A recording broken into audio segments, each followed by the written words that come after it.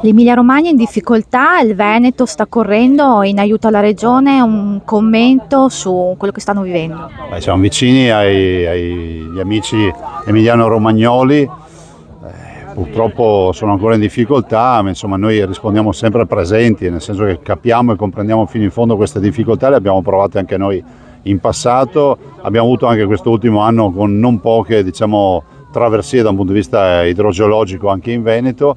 E si tratta di essere sempre coesi, uniti, e ovviamente questa è una sfida fondamentale che dobbiamo tutti condividere tutti assieme. Parlando un po' di numeri, il Veneto sta intervenendo con più o meno quante squadre? Darà anche aiuti economici oppure no? Noi interveniamo con la protezione civile, con una colonna mobile, con disponibilità dei nostri volontari, ed è esattamente quello che facciamo in ogni caso. Ovvio è che se servisse anche di più, ovviamente invieremo altri uomini. In questa fase è una prima squadra che è andata ovviamente in aiuto, sembra che le situazioni siano in miglioramento, speriamo che sia così. Grazie.